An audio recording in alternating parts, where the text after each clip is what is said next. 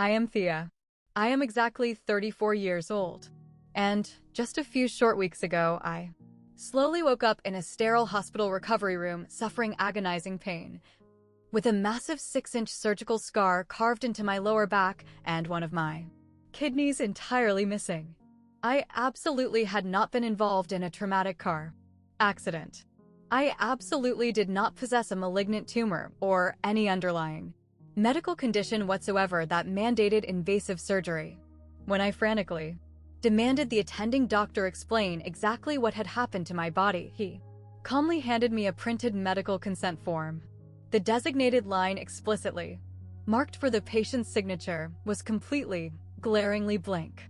However, the secondary line explicitly marked for guardian or legal representative possessed a signature. My own mother's signature. I am a highly confident 34-year-old medical professional. I absolutely do not require nor possess a legal guardian. Exactly 2 hours later, a federal detective slowly walked into my hospital room and asked me one single, chilling question. Do you happen to know exactly where your missing kidney went? I absolutely did know. It was currently functioning inside my older brother's body, exactly 2 floors, directly below me in that very same hospital. Before I plunge into the terrifying details of exactly how I ended up being maliciously harvested by my own biological family, please take a brief moment to engage with this video.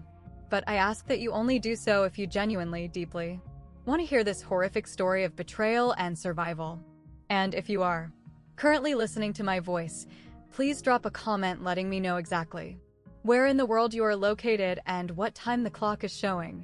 I genuinely want to know exactly who is sitting out there with me. Now, I desperately need to pull you backward in time.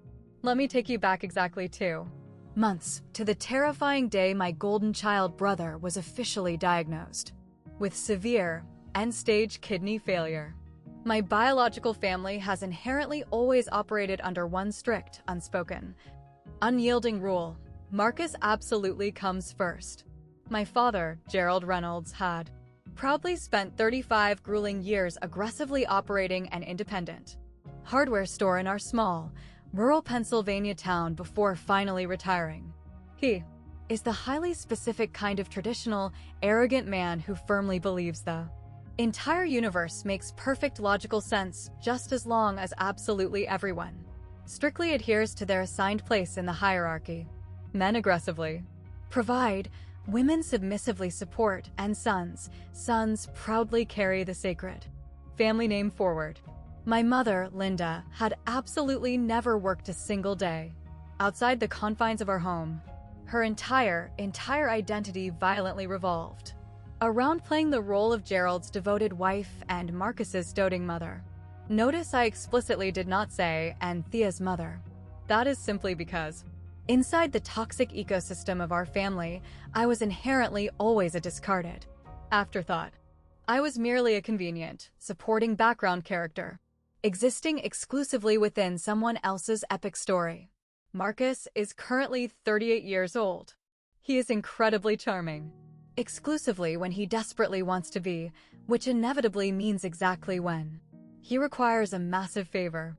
Over the course of the past 15 erratic years, he has completely burned through 6 entirely different, lucrative corporate jobs, holding absolutely none of them longer than 2 years. Every single catastrophic failure conveniently arrived neatly packaged with a fabricated excuse. A bad economy, incredibly toxic bosses, terrible luck. And every single time he failed, my parents were aggressively right there, checkbook in hand, to financially catch him. And me? I meticulously put myself through rigorous nursing school entirely on my own dime. I worked grueling, exhausting double shifts for years on end, aggressively saving every single spare penny until I could successfully afford a modest, 1-bedroom apartment in Philadelphia.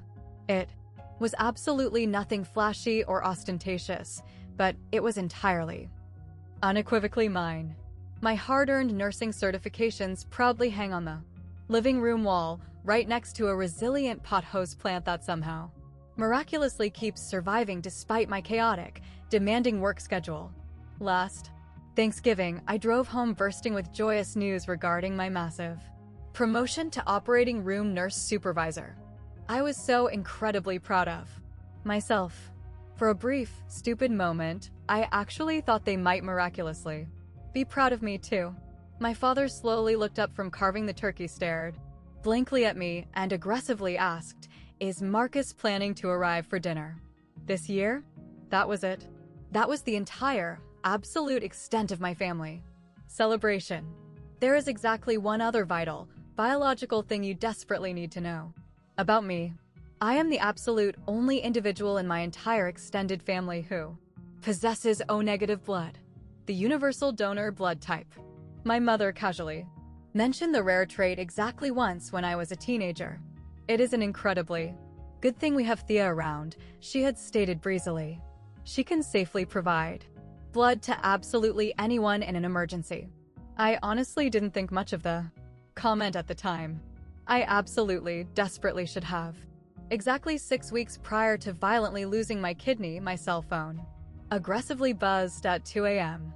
It was my mother, and she was violently, hysterically crying. Absolutely not the gentle, performative tears she typically utilized when she desired public sympathy. These tears were incredibly real, raw, and terrified. "It is Marcus," she choked out over the line. "He has just been aggressively rushed to the hospital. His kidneys are completely failing." I immediately drove 3 exhausting hours through the pitch-black night to get there. Absolutely regardless of our highly toxic history, he was still biologically my brother. The official diagnosis was utterly brutal. Severe end-stage renal disease. Both of his kidneys were essentially completely dead and useless. The underlying cause? 15 grueling years of severe, unmanaged, heavy alcohol abuse.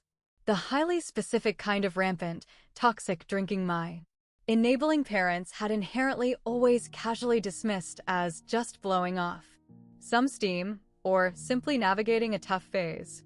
Well, that specific phase had permanently, violently destroyed his vital organs. When I tentatively walked into his hospital room, Marcus looked incredibly gray and sickly, appearing significantly smaller somehow, despite inherently always projecting the aura of a larger-than-life golden child. Thick, translucent tubes connected his failing body to a massive dialysis machine that was aggressively performing the basic functions his organs absolutely could no longer manage. On his wrist, I explicitly noticed a heavy gold Rolex. It was a completely fake replica I intrinsically knew, but it looked incredibly expensive. It was undoubtedly another lavish gift to himself aggressively purchased utilizing money our parents had foolishly loaned him. My father stood stoically at the absolute foot of the hospital bed, exactly like a stern general surveying a devastating battlefield. The attending doctors explicitly stated he desperately requires a transplant within a maximum of 3 months, he announced, staring blankly ahead. Or he simply won't physically survive. 3 months. I intimately, professionally knew that the national transplant waiting list realistically averages 5 to 7 agonizing years. My mother frantically clutched her wooden rosary beads, her trembling lips moving rapidly in desperate, silent prayer. She slowly looked over at me. Then she intensely looked at Marcus.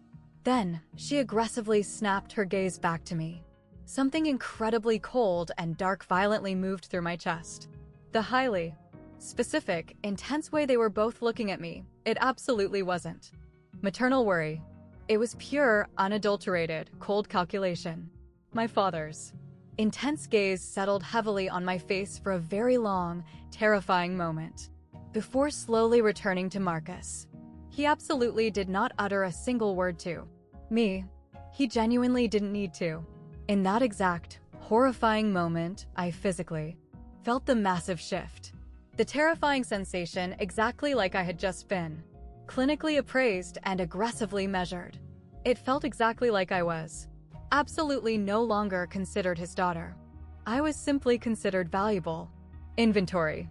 Exactly 1 week following the brutal diagnosis, my mother formally invited me over for dinner. A mandatory family meeting, she aggressively called it, to explicitly discuss our impending next steps. I drove directly to their sprawling suburban house, the exact same traditional colonial I had miserably grown up in.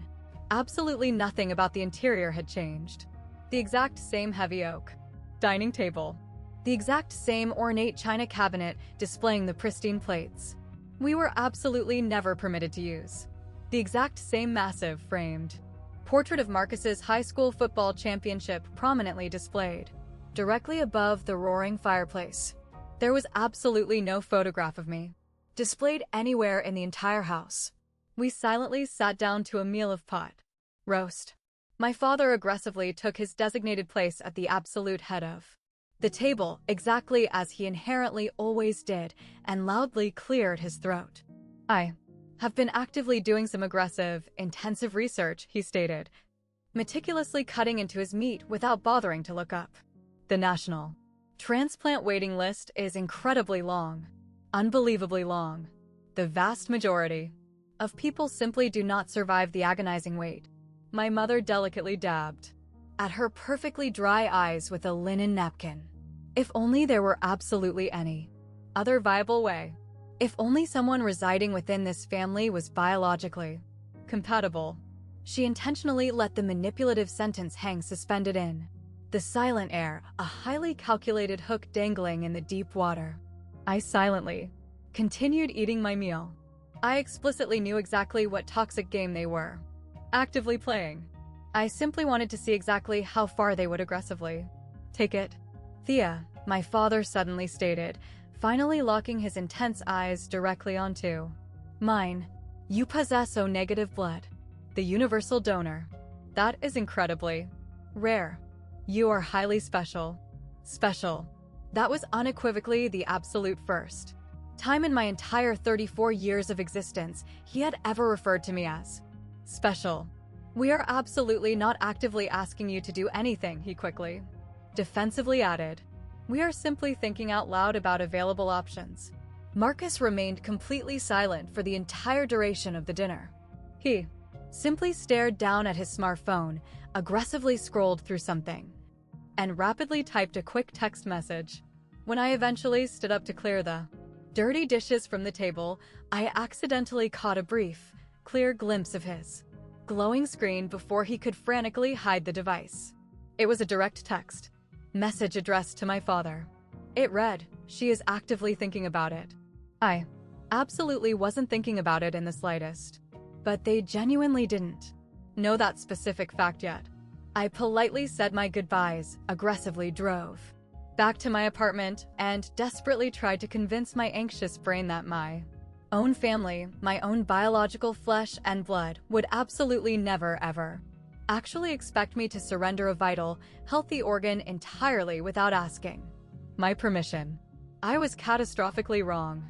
A few agonizing days following that highly tense dinner, I formally requested to meet my parents entirely alone. We sat awkwardly in their pristine living room. I sat rigidly on the small love seat while they aggressively occupied the massive couch directly across from me. The warm afternoon sunlight streamed through the tall windows, perfectly catching tiny dust motes floating in the air. Absolutely everything in the room felt entirely suspended, exactly like holding a breath before an explosion. I have thought deeply about the situation, I stated, keeping my voice incredibly even and professional. And my absolute answer is no. The suffocating silence that immediately followed was intensely physical and overwhelmingly heavy. My mother's facial expression completely crumpled. No? What exactly do you possibly mean, no? I explicitly mean that I am absolutely not voluntarily donating my healthy kidney to Marcus. My father's strong jaw tightened into a dangerous, rigid line. And exactly why the hell not? I had meticulously, professionally prepared for this exact interrogation. Because I biologically require both of my kidneys for my own long-term health and survival. Because living kidney donation inherently carries severe legitimate medical risks. Massive infection, chronic, debilitating pain, permanently reduced kidney function, and explicitly because Marcus's fatal condition is the direct, undeniable result of decades of toxic choices he aggressively made himself. Horrific choices that absolutely everyone in this family actively enabled for 15 entire years. The violent explosion occurred significantly faster than I ever anticipated. You would maliciously let your own brother literally die? My father aggressively slammed his open palm violently against the leather armrest. You would brutally deny your own blood for what? Pure, vindictive spite? My mother was violently crying now. Not the gentle, performative tears, but genuine, aggressive hysterics. I graciously raised you, Thea. I meticulously fed you, I clothed you. I maintained a premium roof over your head, and this is exactly how you choose to maliciously repay my sacrifices? I aggressively stood up from the love seat. My physical body is absolutely not a convenient repayment plan. I turned on my heel, walked rapidly out to my vehicle, a highly reliable Honda Civic I had proudly purchased entirely myself utilizing money I had aggressively earned, and sat frozen in the driver's seat for a full minute before finally starting the engine. I genuinely thought the conflict was over. I falsely thought they would be furiously angry for a few weeks and then eventually begrudgingly accept reality, move on with their lives. As I finally merged onto the busy highway, my cell phone aggressively buzzed against the console. It was a brief text message, originating from a completely unknown, blocked number. You will deeply, bitterly regret this decision. I desperately told myself it was simply a wrong number. I absolutely did not believe my own lie. The terrifying weeks that immediately followed were incredibly quiet in a way that absolutely should have served as a glaring, massive warning siren. First, I was abruptly, entirely removed from the massive family group chat. Absolutely no formal announcement, zero explanation. I was just suddenly, aggressively unable to view messages from the exact people I had intimately known my entire life. Then, a trusted coworker named Jenny, who worked down in radiology, nervously stopped me in the hospital hallway. Hey, this is incredibly weird and alarming. But did you know that someone anonymously called the hospital administration, explicitly asking probing questions about you? My stomach instantly plummeted to the floor. What exactly did they ask? Something highly specific regarding your current mental health status, explicitly inquiring whether you had recently displayed any highly erratic, unstable behavior. She made exaggerated air quotes with her fingers. The HR department actively spoke to them. They aggressively refused to leave a legal name. I immediately marched straight down to the HR department that exact same afternoon. The senior manager, an imposing woman named Patricia, who possessed sharp bifocals and a permanent frown, formally confirmed the incident. Someone aggressively claimed you currently possess severe, deteriorating mental health concerns that are actively affecting your professional job performance, she stated, coldly reading from a typed note. It was a completely anonymous caller. We are strictly legally required to document the interaction, but we have observed absolutely zero issues with your conduct. Still, is there absolutely anything you desperately want to officially disclose to us? I explicitly told her no, there absolutely wasn't. But I intimately, terrifyingly knew exactly who had aggressively initiated that specific phone call. That upcoming weekend, I reluctantly visited my mother at the house. She was sitting comfortably at the kitchen island with her laptop computer wide open, aggressively scrolling through something. The exact moment she physically saw me enter the room, she violently slammed the laptop shut. Just casually checking my boring emails, she stated entirely too quickly. But I had explicitly seen it. I saw the bold subject line of exactly what she had been intently reading. Plan B timeline. What exactly is Plan B? I asked, narrowing my eyes. She let out a sharp, incredibly nervous, high-pitched laugh. Absolutely nothing important. Just boring charity work stuff. My mother absolutely did not work. I absolutely should have aggressively pushed harder. I should have violently demanded answers, right then and there. Instead, I passively allowed her to pour me a cup of coffee and desperately pretended absolutely everything was perfectly normal. I was blindly, pathetically still trying to believe the absolute best about my biological family. That was my ultimate, fatal mistake. I brutally learned exactly what Plan B entailed significantly later. After the horrific surgery, after the massive federal investigation, after their entire empire violently fell apart, this is exactly what the FBI meticulously pieced together from the wreckage. Exactly 3 days after I explicitly refused to donate, my father aggressively drove 45 minutes to the elite Briarwood Country Club. He covertly met Dr. Howard Mercer on the secluded 9th green. Dr. Mercer was a highly prominent private transplant surgeon my father had been casually golfing with for over 2 decades. They slowly walked the back 9 holes together while my father meticulously explained his devastating family situation. My daughter possesses some incredibly severe mental health issues, he maliciously stated. According to Dr. Mercer's eventual sworn testimony, my father's demeanor was incredibly calm, highly reasonable, and deeply sympathetic. Absolutely nothing overly severe, but definitely enough that she legally cannot make massive, complex medical decisions entirely on her own. The family currently possesses an informal, supportive guardianship over her affairs. We desperately need to aggressively move forward with the transplant, and she simply cannot legally consent for herself. Dr. Mercer immediately raised the highly obvious massive legal concern. Living organ donation legally requires an independent, living donor advocate, a certified professional whose absolute sole job is explicitly to protect the vulnerable donor's best interests. There are mandatory, rigorous psychological evaluations, intensive ethics committee reviews, and multiple recorded consent conversations. My father had perfectly, brilliantly anticipated this exact hurdle. Riverside Medical is a highly exclusive, private surgical center, Dr. Mercer stated in his explosive deposition. Absolutely not a massive, major hospital system. We simply did not possess the exact same, rigorous oversight infrastructure in place. I aggressively handled the entire transplant program personally. The mandatory advocate, the psych evaluation, the ethics review. I possess the power to easily streamline those processes, consolidate them. What he explicitly meant was, he possessed the power to completely, illegally skip them entirely. My father simply asked exactly what financial sum it would take. Dr. Mercer explicitly named his price. Exactly.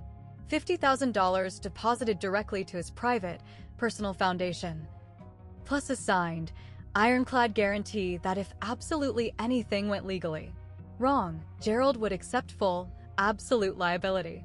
They firmly shook hands on the 18th hole. My father smoothly handed him a certified check. $50,000. A generous donation to Dr. Mercer's private foundation. The catastrophic date was officially set. The malicious plan was terrifyingly simple. Aggressively lure me to a completely different medical facility. One where absolutely no one recognized my face. Covertly sedate me long before I possessed the mental capacity to ask probing questions. Ruthlessly perform the invasive surgery. By the exact time I finally woke up, the theft would already be permanently completed.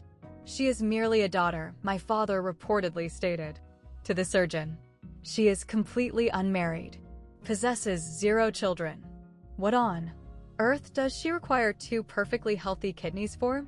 She absolutely should be profoundly grateful for the opportunity to help save her brother's life. This is exactly what a true family does. I violently found out significantly later that this wasn't even his absolute first attempt at organ theft. Exactly 10 years earlier, when Marcus experienced his very first severe health scare, a minor liver issue that ultimately resolved entirely on its own, my father had made a highly similar, aggressive inquiry. Could a compliant family member donate a portion of their healthy liver without securing full, legal consent? Dr. Mercer had explicitly said no back then. This specific time, he enthusiastically said yes. Exactly 2 weeks after my firm refusal, my mother unexpectedly called my phone. She was actively crying, but her vocal tone was incredibly soft this time. Gentle. The highly specific voice she utilized whenever she desperately wanted to secure forgiveness. I have been thinking incredibly deeply, she whispered, about exactly how violently things ended between us. It was absolutely not right. Thea, you're my beloved daughter. Whatever tragically happens to Marcus, you are undeniably still my daughter. I desperately wanted to believe her lies. God, I desperately wanted to. Your father and I aggressively talked it over, she smoothly continued. We desperately want to make things right between us.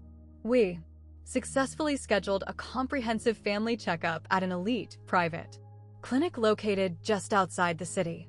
Absolutely all of us together. A fresh, beautiful start.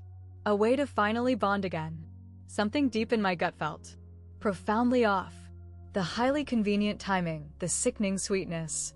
But 3 entire weeks of suffocating silence had severely worn down my defenses. 3 agonizing weeks of being completely, aggressively erased from my own family dynamic. And there was something else. Something I am incredibly ashamed to even admit out loud. A pathetic, vulnerable part of me absolutely still desperately wanted to believe them. I still pathetically wanted my mother to be the exact person I had needed her to be my entire existence. That fragile part of my soul softly whispered, maybe they have finally realized exactly how wrong they were. Maybe this is their awkward, desperate way of apologizing. I explicitly know now that blind hope can be a highly lethal trap. But back then, I absolutely couldn't see it. Just a routine checkup, I asked hesitantly. Just a highly comprehensive wellness checkup, and perhaps a lovely lunch together afterward. Please, Thea. I naively said yes. The fateful day of the appointment, I drove myself directly to the Riverside Medical Center. It was a highly exclusive, private surgical facility located approximately an hour outside of Philadelphia. Absolutely not a traditional hospital in the conventional sense. It was significantly more of an elite, boutique clinic explicitly designed for wealthy people who could easily afford absolute discretion. The exact kind of opulent place featuring gleaming marble floors and massive, fresh floral arrangements prominently displayed in the pristine lobby. The specific kind of place where affluent individuals went for aggressive cosmetic surgeries and wellness retreats they absolutely did not want appearing on their regular medical records. And apparently, a place where illegal organ harvesting occurred. I learned significantly later that Riverside operated entirely outside the major hospital networks.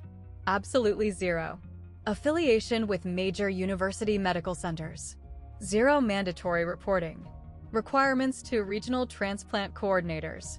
Dr. Mercer had aggressively helped establish their lucrative transplant program himself, which explicitly meant he had also personally written the internal oversight protocols. Or, rather, he had intentionally orchestrated the complete lack of them. But, standing innocently in that lavish lobby, I absolutely did not know any of this dark reality. I simply saw the beautiful marble, the fragrant flowers, the highly professional, bright smiles. My mother eagerly met me in the sprawling parking lot, wearing an incredibly expensive, cream-colored cashmere cardigan I had never seen her wear before. A lovely little gift, she stated, aggressively pressing a matching, soft cardigan directly into my hands. For my beautiful, sweet girl. We happily walked inside together. I formally signed in at the massive reception desk. And then, something incredibly strange occurred. The cheerful triage nurse exclusively called out my specific name. Reynolds. Thea Reynolds. I slowly looked around the massive lobby. My father was absolutely not present. Neither was Marcus. They are simply running a bit late due to traffic, my mother stated smoothly. Go. right ahead inside. They will inevitably catch up with us. I blindly followed, the smiling nurse down an incredibly long, sterile corridor. I absolutely did not see my father standing covertly outside the thick glass window intensely, watching me disappear through the heavy double doors. I absolutely did not see him offer a sharp, confirming nod to an unknown individual waiting inside. I walked blindly into that room, utterly trusting my biological mother. I absolutely shouldn't have. The private examination room was incredibly, uncomfortably cold. Absolutely not. Standard air conditioning cold. Something infinitely deeper and more terrifying. The highly specific kind of freezing cold that violently creeps directly into your bones long before you even consciously realize something is terribly wrong. An attending nurse briskly handed me a flimsy paper gown and a small plastic cup of clear water. Quickly change into this. We will urgently need to draw some comprehensive blood samples before the doctor officially examines you. Please, drink this entire cup of water first. It aggressively helps with the blood draw. I looked blankly at the small cup. Something primal, something desperate, violently flickered in the very back of my mind. A massive, screaming warning. Siren I couldn't quite put a specific name to. I am an experienced operating room nurse. I intimately know standard medical procedures, and absolutely, something about this specific sequence felt horrifically off. But the nurse was smiling so incredibly warmly. The sterile room was impeccably clean and highly professional. My loving mother was patiently waiting for me out in the reception area. What exactly on earth was I genuinely afraid of? That my very own biological family would maliciously drug me? The terrifying thought seemed utterly absurd, wildly paranoid. So, I blindly drank the entire cup. That is the devastating thing about inherent trust. Even when it is severely broken, even when absolutely every single glaring sign desperately points to imminent danger, some pathetic part of our soul absolutely still wants to believe we are completely safe with the exact people who raised us. I was absolutely not safe. The smiling nurse expertly drew 3 vials of blood. Standard protocol. Then, she quietly left the room, and I simply sat and waited. The entire room started to gently tilt, just very slightly at first. A strange, fuzzy softness rapidly appearing at the absolute edges of my vision. Then, significantly more aggressive tilting. The harsh fluorescent lights glaring overhead suddenly seemed to pulse with a violent rhythm. My hands suddenly felt incredibly, impossibly heavy. Something is fundamentally wrong. I frantically tried to stand up from the examination table and very nearly violently collapsed onto the floor. My legs absolutely wouldn't physically cooperate with my brain's commands. My coherent thoughts were rapidly, terrifyingly turning to mush. The water. They intentionally put something malicious in the water. I desperately reached out for my cell phone resting on the chair directly next to me. My numb fingers literally couldn't grip the device. The glowing screen violently blurred. The heavy room door slowly opened. Through the terrifying, creeping haze, I clearly saw him. My father, quietly standing in the dim hallway. His facial expression was utterly blank. Absolutely not angry, not sad, just completely, terrifyingly resolved. Exactly like a man stoically finishing a gruesome task he had been putting off for entirely too long. He offered a sharp, definitive nod to someone I completely couldn't see. The exact same nurse who had happily handed me the drugged water stepped back into my field of vision. She absolutely wasn't smiling or nervous anymore. Her physical movements were incredibly efficient, highly practiced. She had undeniably, aggressively executed this horrific routine before. I violently learned her legal name. Significantly later, Patricia Vance.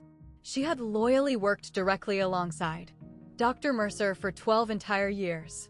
She was the exact individual who had officially, legally witnessed my mother's fraudulent signature on the surgical consent form, who had happily checked the official box confirming the patient's legal guardian had been properly identified and verified. She was also the exact person who had maliciously administered the heavy, fast-acting sedative directly into my water, timed absolutely perfectly so I would be entirely too cognitively impaired to aggressively object by the time absolutely anyone actually needed my explicit consent. A doctor stepped fully into my fading field of vision.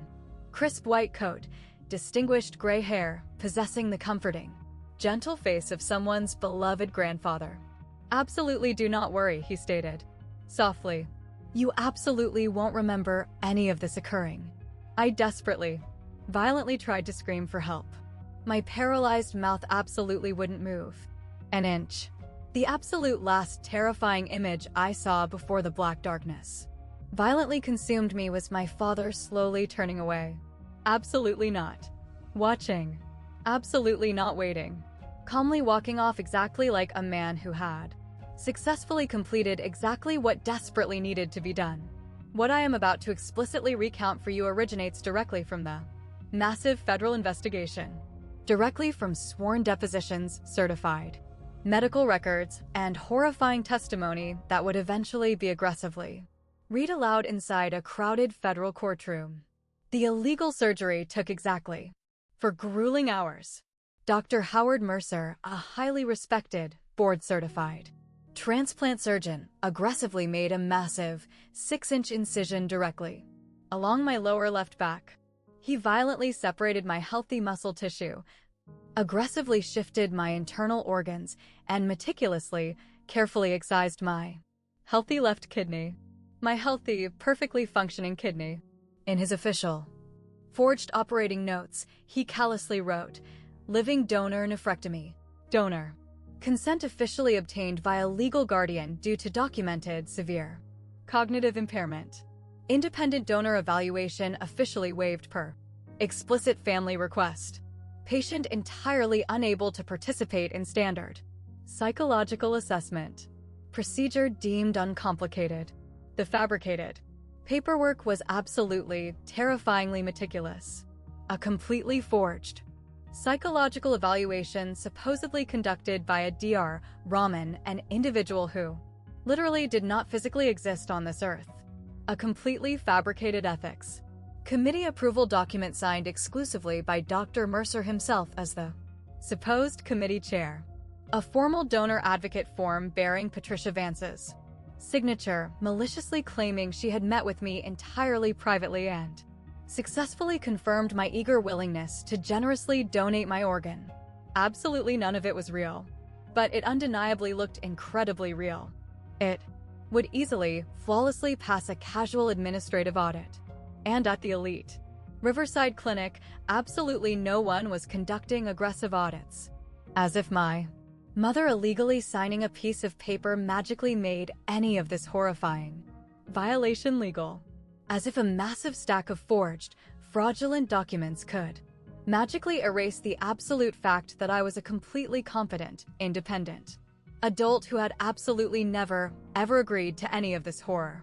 While I was lying completely vulnerable on the operating table, unconscious and violently cut wide open, my stolen kidney was frantically rushed to another prepared operating room located just down the long hallway.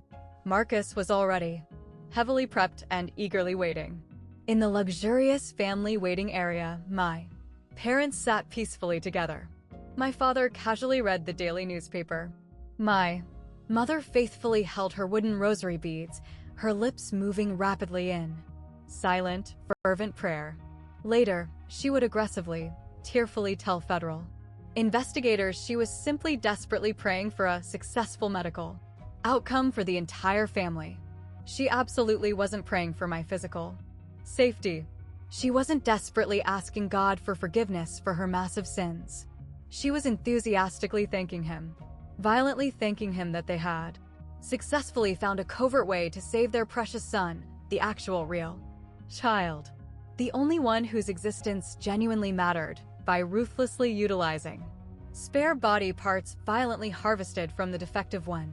At exactly 3:47 p.m., Dr. Mercer meticulously closed my massive incision. At 4:12 p.m., my stolen kidney successfully began fully functioning inside my brother's failing body. At 6:30 p.m., my parents casually left the hospital facility together, walking arm in arm. They happily stopped for an expensive dinner at a restaurant on the long drive home. They joyously celebrated the successful theft with a bottle of premium wine. Meanwhile, I lay completely alone in the sterile recovery ward, violently stitched up and physically hollowed out. They absolutely did not bother to visit my room that entire night. They inherently didn't need to. They had aggressively secured exactly what they came for. I violently woke up to agonizing, blinding pain. Absolutely not the dull, throbbing ache of a severe hangover or the sharp, stinging sensation of a minor cut. Something infinitely deeper. Something fundamentally, catastrophically wrong. Exactly like my physical body was violently screaming at my brain in a foreign language I couldn't quite manage to decipher. My heavy eyes slowly opened to sterile white ceiling tiles, blinding fluorescent lights, and the steady, rhythmic beeping of cardiac monitors. A standard recovery room. I desperately tried to sit up and instantly gasped in agony. White-hot fire violently exploded completely across my lower back. My trembling hand immediately flew directly to the source of the pain and found thick, heavy bandages, layers of gauze, stiff medical tape, and a massive, fresh surgical incision. What the absolute hell happened? My drugged mind frantically raced backward in time. The sterile examination room. The small cup of clear water. The terrifying dizziness. My father's blank face lingering in the doorway. Oh, God. Oh my God. No. I am an experienced operating room nurse. I have personally assisted on hundreds of complex surgeries. I intimately, professionally know exactly what a nephrectomy incision feels like. I explicitly know exactly what it means when you violently wake up bearing 6 inches of fresh medical stitches on your flank and a deep, hollow, aching void exactly where a vital organ used to reside. I frantically smashed the emergency call button once, twice, 3 consecutive times. A young, incredibly nervous nurse rapidly appeared, actively avoiding making direct eye contact with me. "Miss Reynolds, you are finally awake. I will immediately go retrieve the attending doctor." "What specific surgery did I just undergo?" My voice came out exactly like dragging sandpaper across concrete. "What exactly did you people do to my body?" "The doctor will thoroughly explain absolutely everything to you very soon. I am a licensed nurse. I explicitly know exactly what this massive incision is. Tell me the truth right now." She looked desperately at the floor, at the glowing monitors. Absolutely anywhere but directly at my terrified face. "Please, just wait for the doctor." She practically sprinted out of the room. I lay there paralyzed, intensely staring at the ceiling, one trembling hand pressed fiercely against the thick bandages on my back. I intrinsically knew the horrific answer. I knew it the exact microsecond I woke up. But I desperately needed to hear someone utter the words aloud. I desperately needed to see the undeniable physical proof. I needed to know exactly what my biological family had violently done to my existence. Dr. Howard Mercer confidently walked into my recovery room exactly like an arrogant man eagerly expecting my boundless gratitude. He was approximately 60 years old, sporting distinguished silver hair, and wearing the hyper-confident smile of a man who had successfully spent decades being universally revered as a god. His crisp white coat was completely pristine. His handshake would have undoubtedly been incredibly firm if I had offered my hand to him. I absolutely didn't. "Miss Reynolds," he stated smoothly, comfortably, settling into the plastic chair directly beside my bed. "It is incredibly good to see you finally awake. The complex procedure went absolutely beautifully. Your brother is actively recovering exceptionally well, and your kidney is already functioning flawlessly inside his body. You should be incredibly, profoundly proud of yourself. I absolutely did not consent to any surgical procedure." His flawless smile visibly faltered for a fraction of a microsecond. "Of course you Absolutely did. Well, your designated legal guardian did on your direct behalf. I absolutely do not possess a legal guardian. I am an independent, 34-year-old woman. He smoothly reached deep into the thick manila folder he had brought with him and confidently produced a single printed sheet of paper. A standard medical consent form. Hospital issue. The exact kind of mundane document I had professionally seen thousands of times before. The specific line explicitly marked patient signature was entirely, completely blank. The secondary line explicitly marked guardian/legal representative clearly contained my mother's signature. Your biological mother explicitly. Signed as your designated medical guardian, Dr. Mercer stated confidently. Exactly as if this simple fact magically explained the entire horrific atrocity. Given your severely degraded condition. What exact condition? Your parents explicitly explained to me that you suffer from severe, documented cognitive difficulties. That you are completely unable to make complex, rational medical decisions entirely on your own.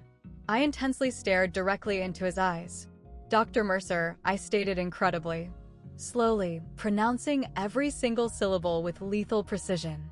I am a fully licensed, registered operating room nurse possessing 10 years of flawless professional experience. I hold a comprehensive bachelor's degree in nursing and multiple advanced professional certifications.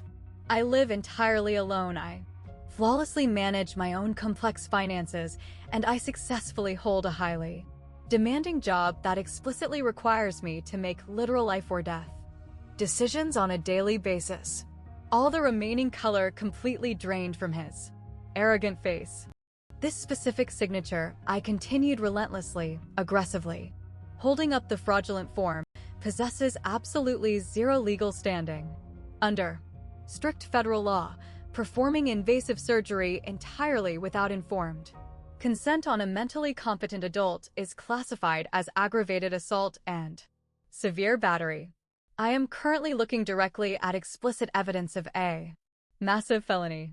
He absolutely did not utter a single word in response.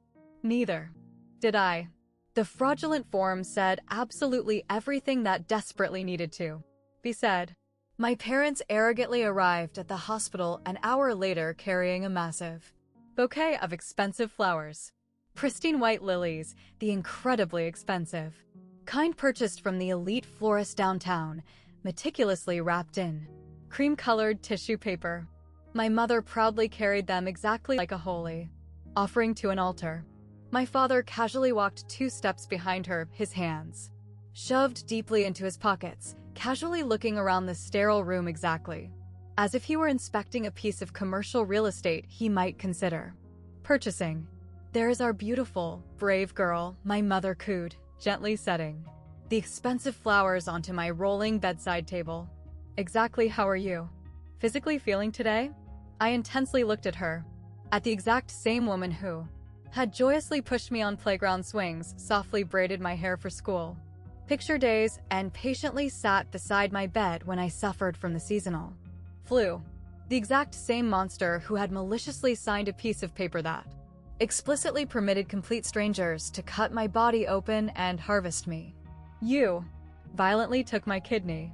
Her flawless smile absolutely did not waver an inch. Oh honey, we successfully saved your brother's life today.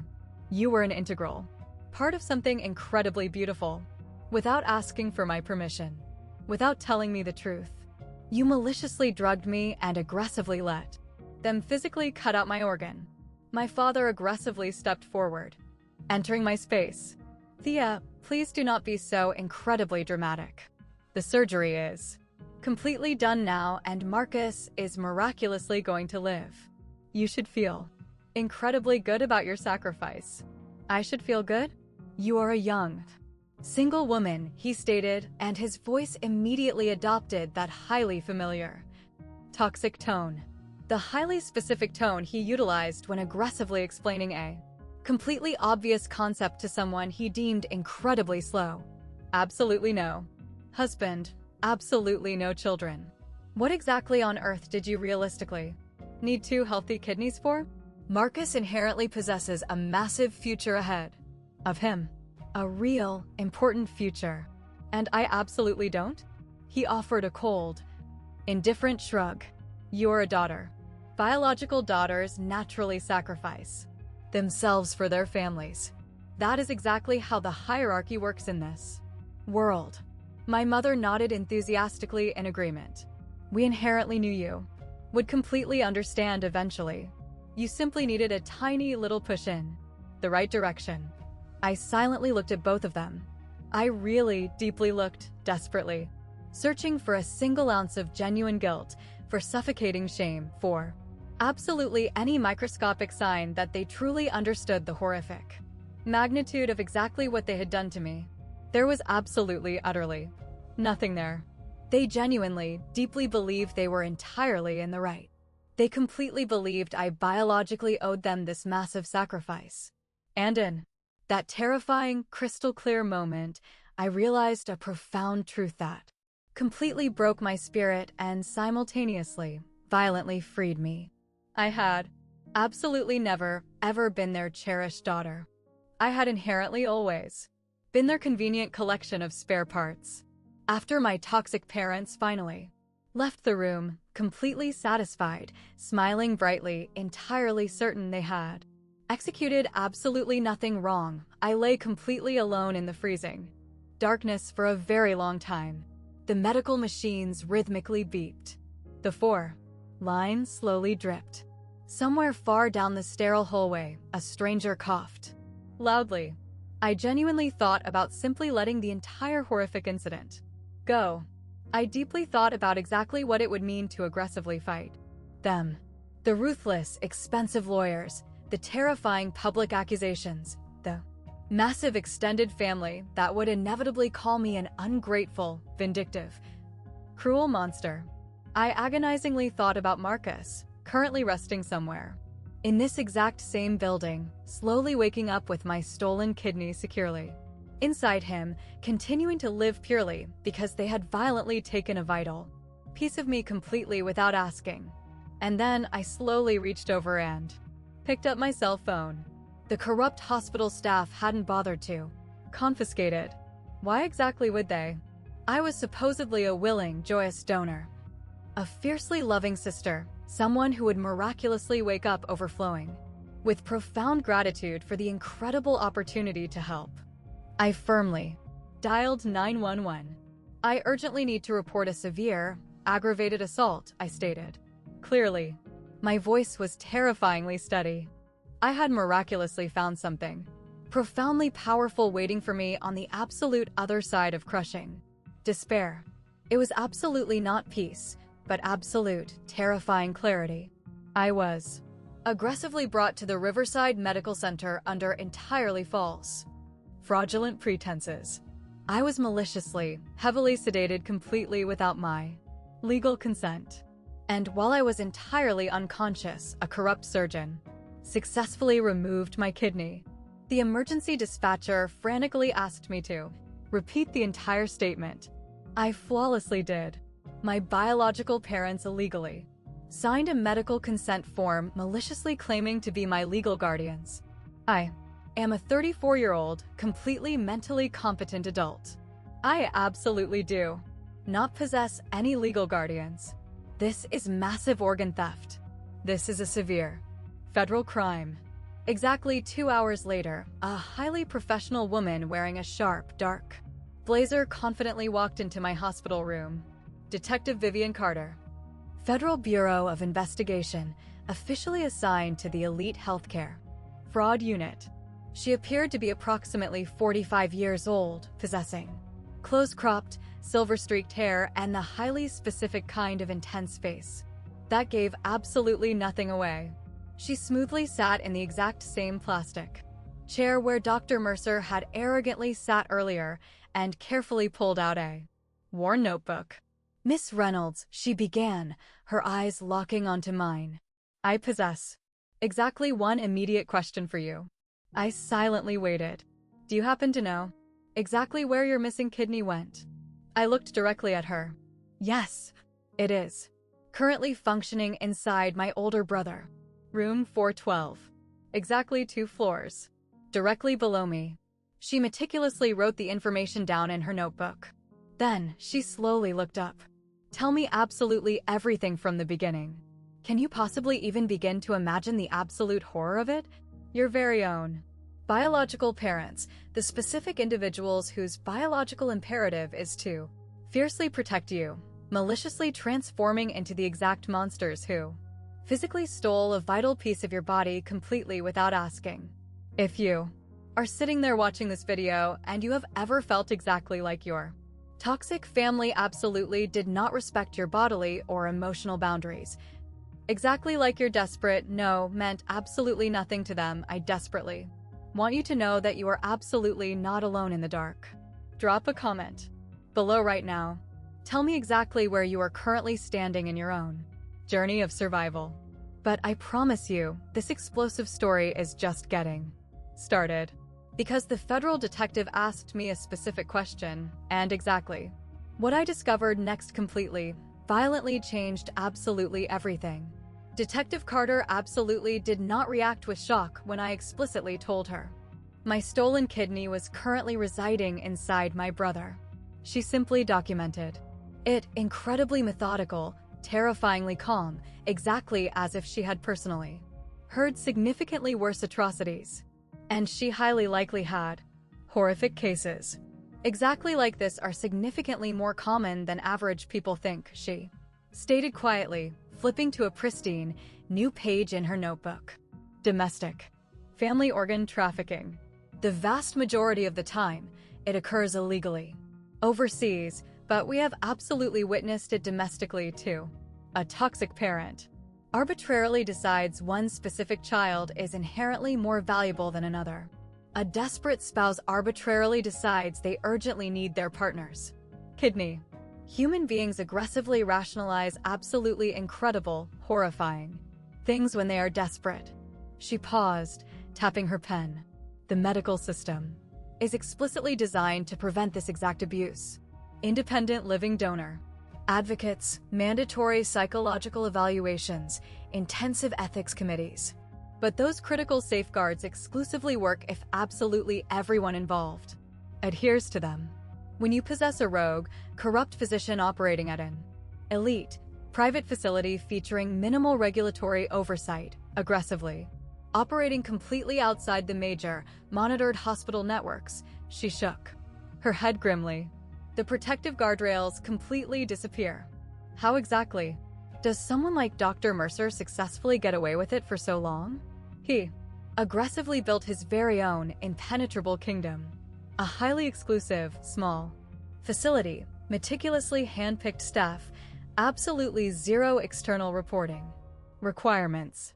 The affluent, elite patients who flock to places exactly like Riverside desperately demand absolute privacy.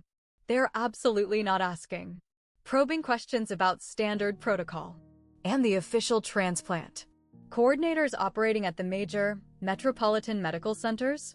They absolutely never, ever see these shadow cases. They occur completely illegally, off the official books. This was absolutely not a sudden act of desperation, I stated firmly. This was incredibly meticulous planning. Months of it. Walk me chronologically through the entire timeline from the absolute beginning. So I meticulously told her everything about Marcus's devastating diagnosis, the highly manipulative family dinner, the aggressive pressure that started out incredibly subtle and rapidly turned explicitly violent, my firm refusal to donate, the suffocating silence that ominously followed, the anonymous malicious complaints targeting my employer, and finally, the fabricated family checkup that was a lethal trap. I explicitly told her about the digital email I had accidentally glimpsed on my mother's laptop screen. Plan B timeline. Detective Carter's pen abruptly stopped moving. Plan B. I honestly do not know exactly what terrifying details were contained in it, but I explicitly saw the subject line. We can easily secure a federal warrant for those specific email records, she stated with absolute confidence. If there is a digital paper trail, we will violently expose it. She stood up, securely tucking her notebook back into her jacket pocket.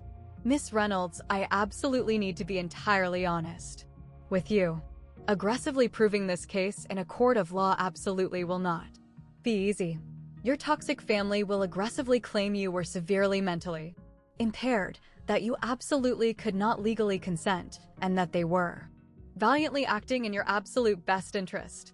I currently possess 10 entire years of flawless, professional nursing performance reviews that aggressively state otherwise. Good.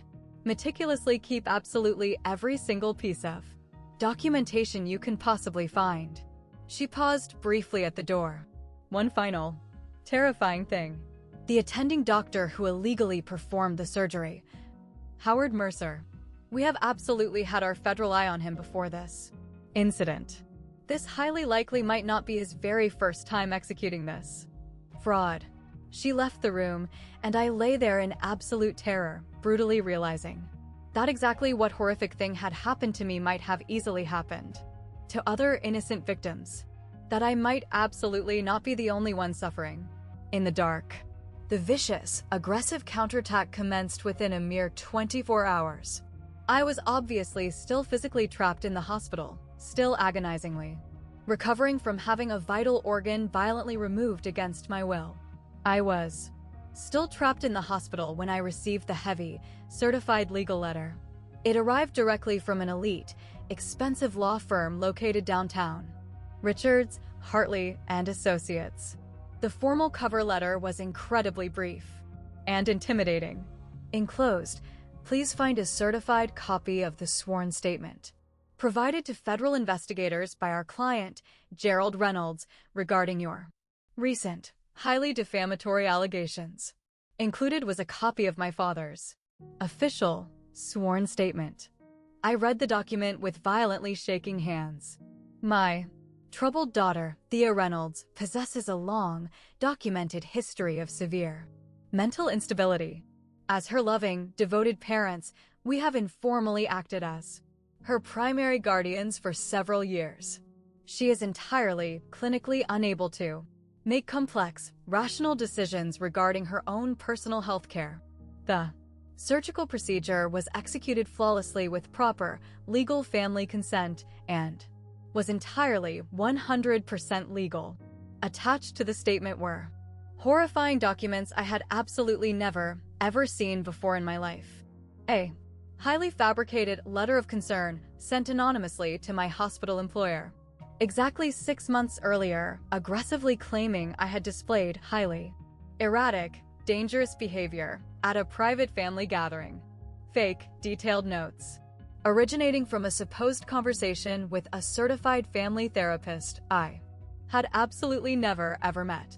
And the anonymous HR complaint that had ultimately triggered my suspension, which was successfully traced, I later learned, directly back to my father's personal cell phone.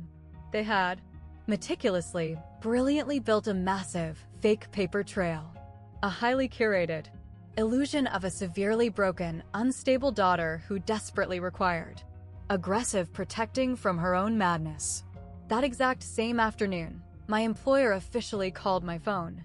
Miss Reynolds, given the highly severe nature of the circumstances, we are officially placing you on indefinite administrative leave pending a massive internal investigation. What exact circumstances? We have recently received highly disturbing documentation aggressively suggesting you currently possess severe mental health concerns that actively affect your ability to safely perform your professional duties. They had successfully gotten to my career before I could even formulate a defense. I sat completely alone in my sterile hospital bed, violently stitched up, holding the absolute, undeniable evidence of my family's profound betrayal. They had violently taken my kidney. Now they were aggressively attempting to steal my career, my spotless reputation, and my very sanity. And I genuinely almost allowed them to succeed. Almost. Exactly 3 days later, I finally returned home to my completely empty apartment. The resilient pothose plant resting on my windowsill had drastically started to yellow and wither. Absolutely nobody had bothered to water it while I was gone. Absolutely nobody had even known I was gone. I slowly, agonizingly, lowered myself onto my couch, the fresh stitches in my back pulling and burning violently with every single microscopic movement, and I stared blankly at the wall. Zero job. Zero family. Absolutely no one in the world who believed my insane story.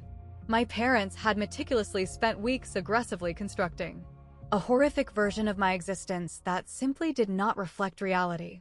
A highly unstable, delusional woman who absolutely could not be trusted, whose spoken word meant absolutely nothing. And they had executed the lie so incredibly thoroughly that even my own hospital employer had severely doubted my integrity. I deeply thought about the explosive legal hearing that would inevitably occur. My father draped in his expensive blazer, my mother armed with her endless supply of tissues, both of them violently, theatrically weeping about their deeply troubled, delusional daughter who had maliciously fabricated terrible, insane lies because her broken brain simply couldn't accept their profound, unconditional love.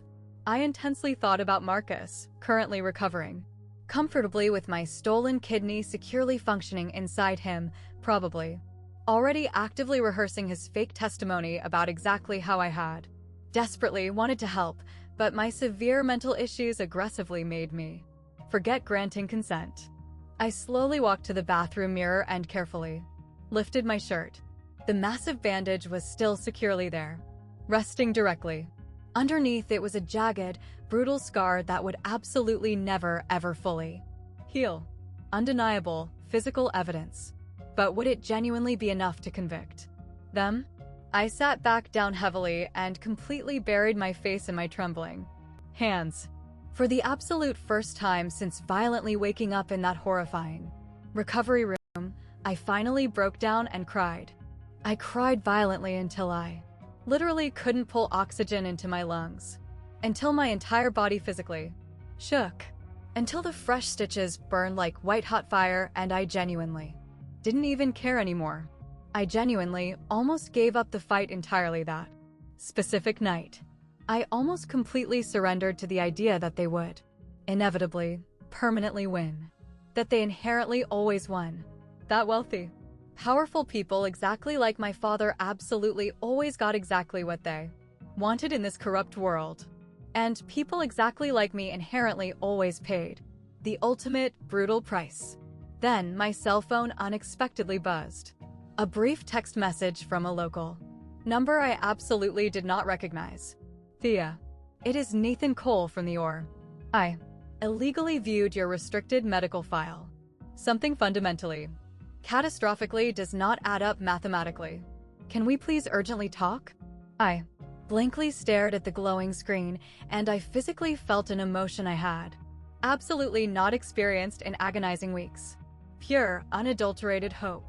I cautiously met Nathan Cole at an independent coffee shop located exactly 3 miles away from the massive hospital, far enough away that we wouldn't accidentally run into anyone we recognized from work. He was a quiet, unassuming man in his early 40s possessing incredibly kind, observant eyes who had flawlessly worked as a senior anesthesiologist in our exact or for as long as I could remember. We had absolutely never been incredibly close friends, just highly professional colleagues who politely nodded at each other over blue surgical masks. But I had inherently always deeply trusted his competence.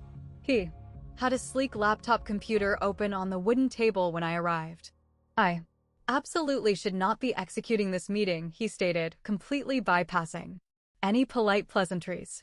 If absolutely anyone in administration discovers I illegally accessed your restricted records, my entire medical career is permanently finished. But I clearly saw your name prominently listed on the suspension roster, and I intrinsically knew something was fundamentally wrong with the narrative. What exactly did you uncover? He slowly turned the glowing laptop screen toward me. It was my highly confidential, official anesthesia record originating from Riverside Medical Center, the exact hospital where I had been illegally operated on.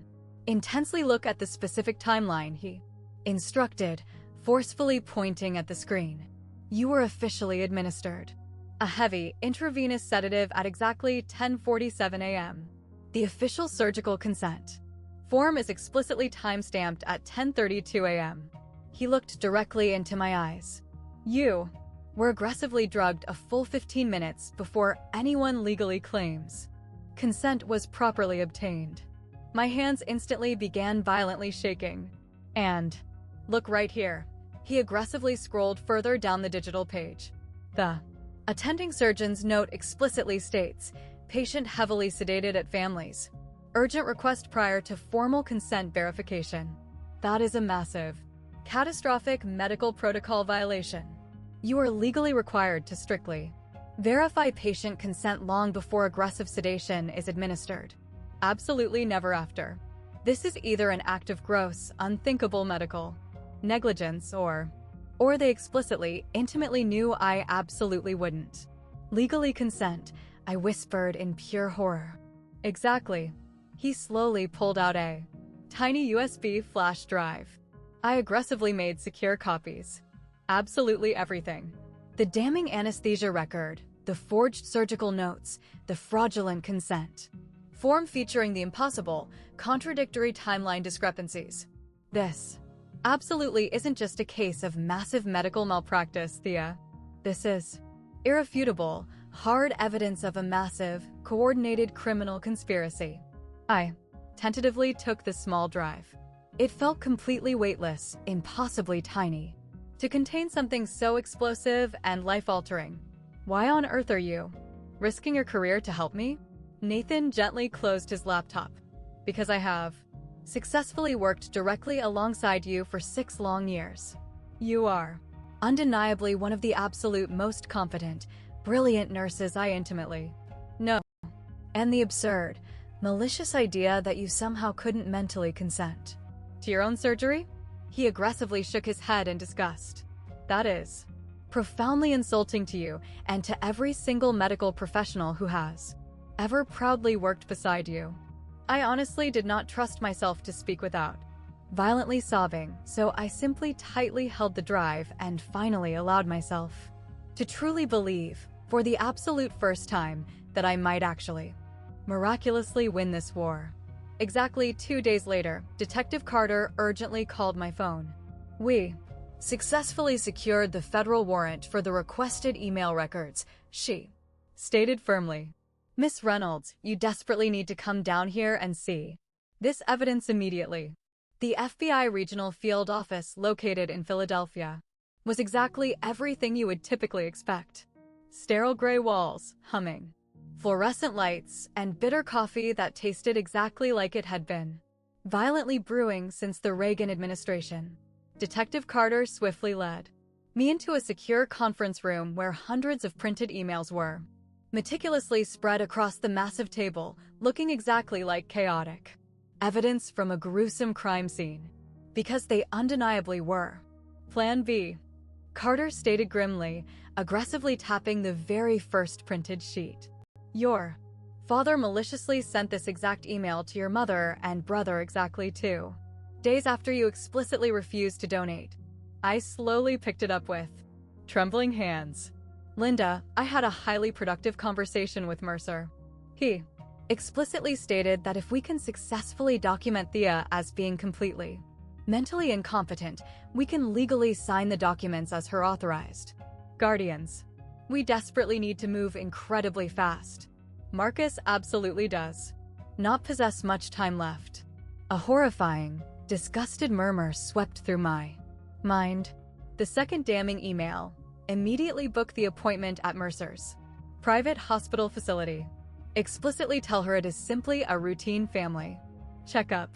Do absolutely not mention a single word about anything else. My mother's hands flew to her mouth in my memory. The third email, aggressively.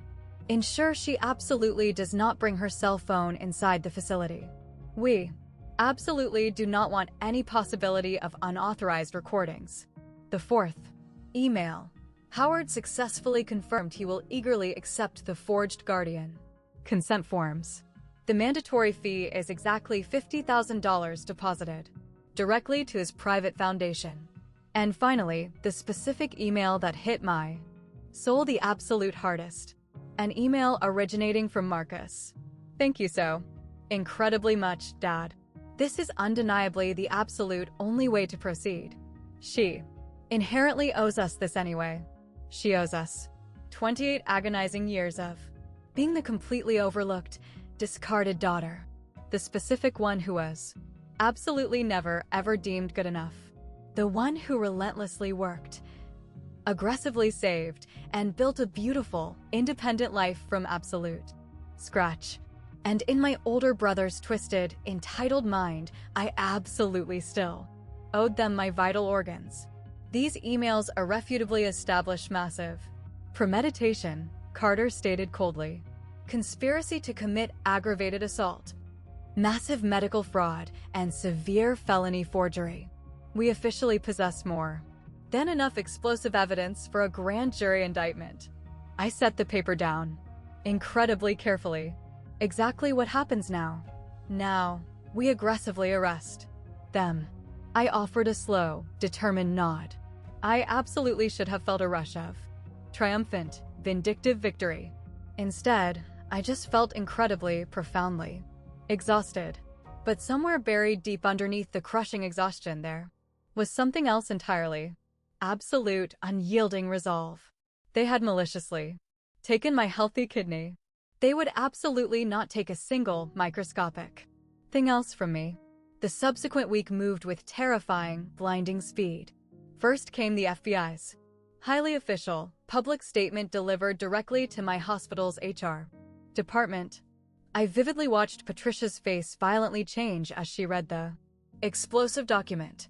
The exact same arrogant woman who had coldly questioned me about fabricated mental health concerns was now horrifyingly learning that those specific concerns had been aggressively, maliciously manufactured by monsters, actively planning to steal my organs.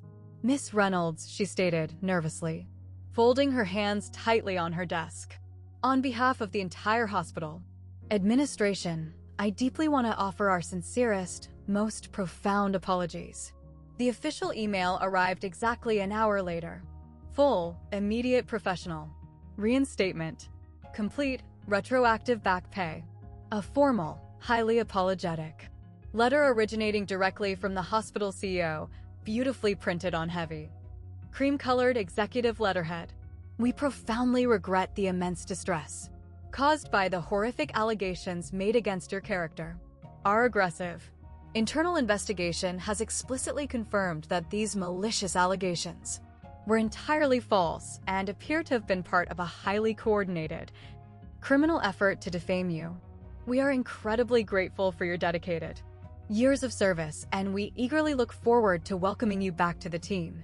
I read the incredible letter 3 consecutive times. Then I securely placed it into a thick folder entirely alongside the other explosive evidence. More crucial documentation. More undeniable proof. Detective Carter unexpectedly called my phone later that same afternoon. We successfully traced the origin of the anonymous HR complaint. She stated, the malicious call absolutely originated directly from your father's personal cell phone. He honestly didn't even attempt to utilize burner technology to hide his tracks. He genuinely didn't believe he would ever need to. No, he absolutely didn't. A heavy pause hung on the line. There is actually something else highly disturbing. We have aggressively started looking deep into Dr. Mercer's other historical cases. Our preliminary medical review strongly suggests your horrific surgery was absolutely not an isolated, singular incident. There may be dozens of other innocent victims. Other victims? Other vulnerable daughters, sons, or spouses brutally carved open while they were heavily sedated simply because a monster decided their vital organs were infinitely more valuable than their human autonomy? Exactly when is the preliminary hearing scheduled? I asked. The grand jury formally convened yesterday afternoon. Massive federal indictments came down early this morning. Gerald Reynolds, Linda Reynolds, Marcus Reynolds, and Dr. Howard Mercer. The Severe charges explicitly include aggressive conspiracy, aggravated assault with severe bodily harm, massive medical fraud, and severe felony forgery. And the physical arrests? Already successfully executed. Your parents were aggressively taken into federal custody exactly 2 hours ago. Marcus was violently arrested, directly at his hospital bed. He is technically still recovering from the transplant, but he is medically cleared and deemed well enough to occupy a jail cell. I slowly exhaled a massive breath. The absolute nightmare had officially begun. Exactly 1 month later, I confidently stood directly in front of my bathroom mirror wearing a sharp, tailored navy blue suit I had purposefully purchased specifically for this monumental occasion. The heavy, official subpoena sat ominously on my kitchen counter, my legal name printed in bold black letters, aggressively summoning me to publicly testify at the formal preliminary hearing for the United States versus Reynolds. Today, I would confidently sit inside a massive federal courtroom and explicitly tell a federal judge exactly what my biological family had maliciously done to my body. I would boldly look directly at my parents, the exact people who supposedly raised me, fed me, and falsely claimed to love me, and clinically explain exactly how they had aggressively drugged me, violently cut my body open, and maliciously stolen a piece of my physical anatomy. Detective Carter had explicitly warned me it would be an incredibly brutal, exhausting ordeal. Aggressive defense attorneys absolutely live for chaotic moments exactly like this, she had warned. They will aggressively try to paint you as a deeply unstable, highly vindictive daughter, maliciously scorning her loving, supportive family. I explicitly know. You absolutely cannot get emotional on the stand. You absolutely cannot raise your voice in anger. You must remain entirely calm, completely factual, and utterly unshakable. I am an experienced operating room nurse. I have physically held living people's beating hearts directly in my bare hands while brilliant surgeons miraculously repaired them. I can absolutely handle this circus. She had intensely looked at me for a very long, analyzing moment, then slowly nodded, her head in absolute agreement. Now, intensely staring at my own reflection, I meticulously practiced the exact words I would utter. The unvarnished facts, the chronological timeline, the fraudulent consent form bearing my mother's signature. Absolutely no dramatic tears, no pathetic pleading, just the undeniable, explosive truth.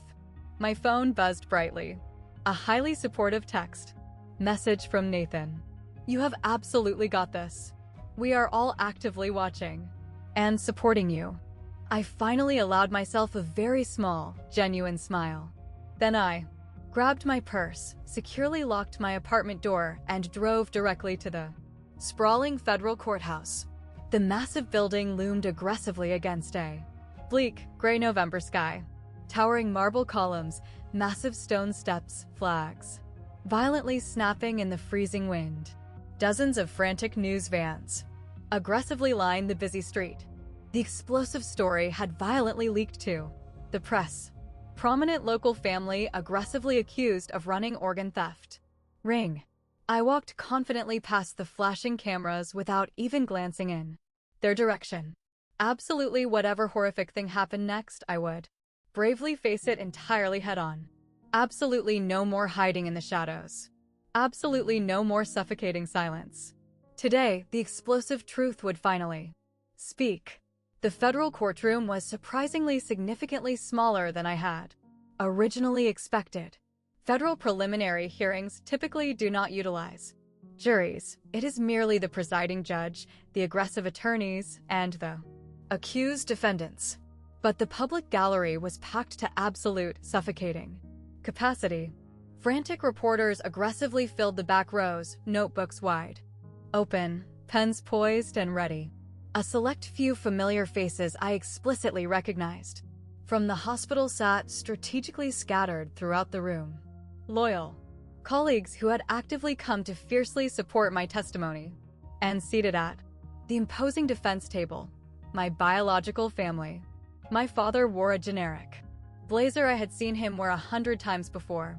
Navy blue, fitting slightly too tight across his broad shoulders. He sat ramrod straight in his chair, his strong jaw violently clenched, actively radiating the exact same stubborn, arrogant certainty he had maintained my entire life. Even now, aggressively facing severe federal charges, he incredibly looked exactly like a man who genuinely believed he had executed absolutely nothing wrong. My mother sat quietly beside him, delicately dabbing at her perfectly dry eyes with a tissue. She had intentionally dressed completely in black, exactly as if she were actively attending a somber funeral. Her own, perhaps, or the violent death of the perfect family she had sacrificed absolutely everything to aggressively preserve. And Marcus, my golden child brother, was incredibly pale, visibly thinner than I had ever seen him in my life. The massive surgery and his subsequent, humiliating arrest had violently aged him an entire decade. He blankly stared at the wooden table, utterly unable or completely unwilling to directly meet my intense gaze. The stolen kidney actively functioning inside him, my very own kidney, was literally keeping him alive. I deeply wondered if he obsessively thought about that horrific fact. If every single rhythmic beat of his heart violently reminded him of exactly what they had maliciously done to me. I confidently took my seat directly behind the aggressive prosecutor's table. The imposing judge entered the room.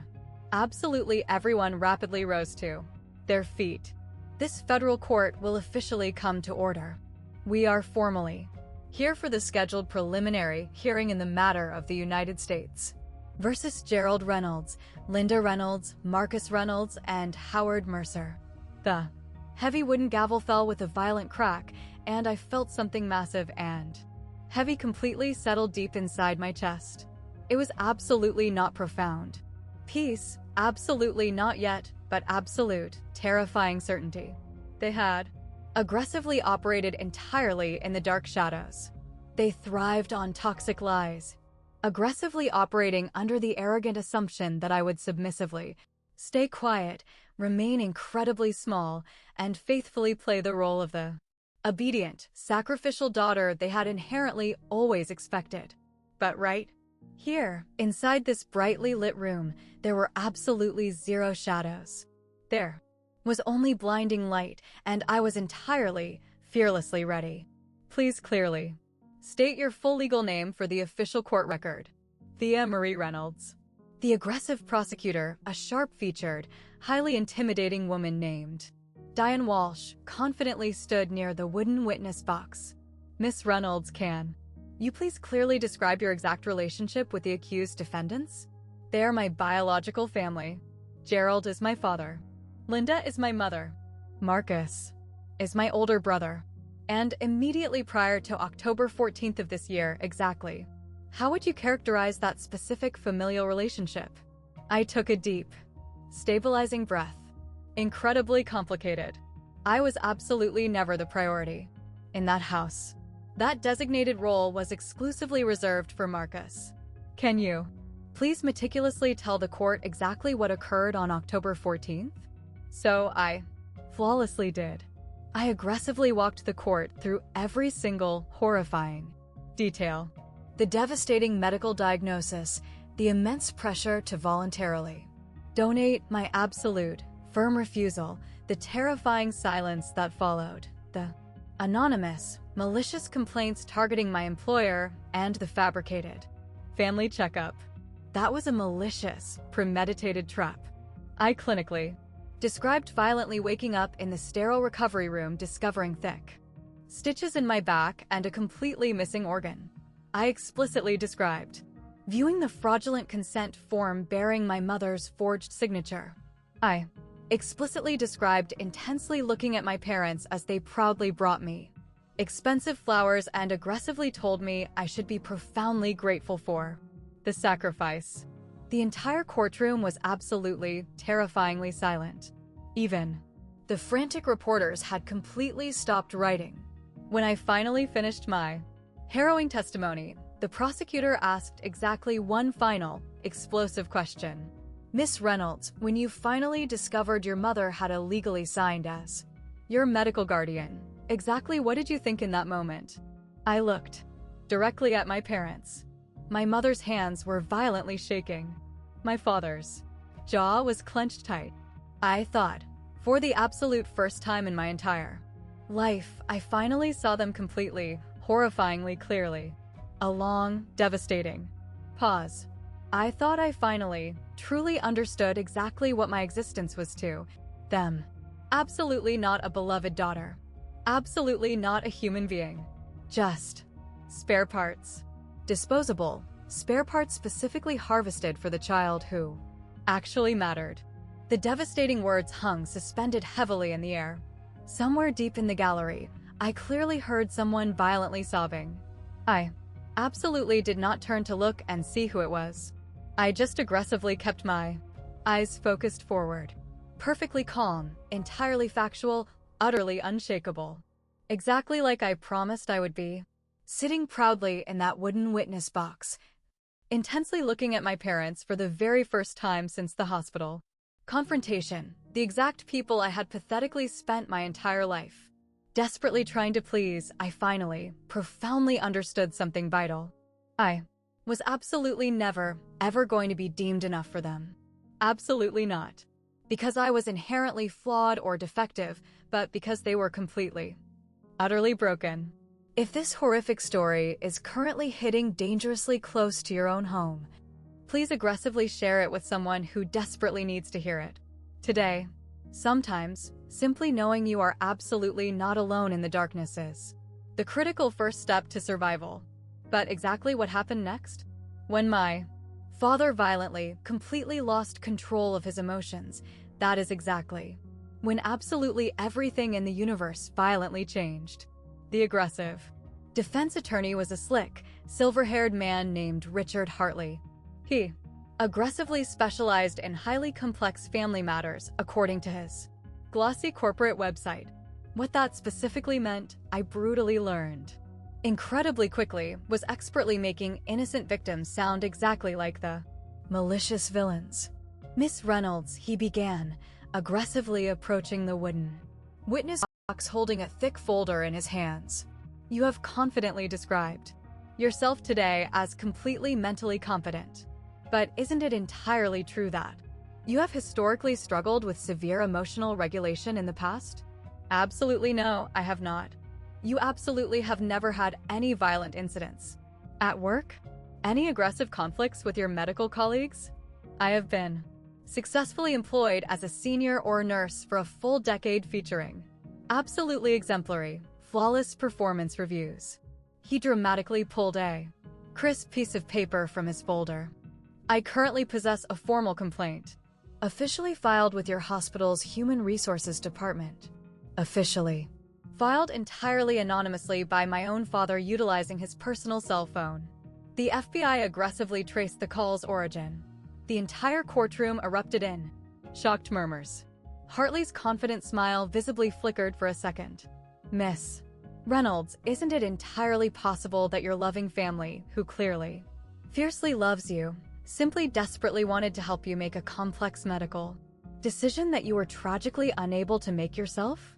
Before I could even formulate a response, a booming, violent voice thundered from the defense table. She inherently owes us. My father was violently on his feet, his face a dangerous shade of purple with pure, unadulterated rage, aggressively jabbing a shaking finger directly in my direction.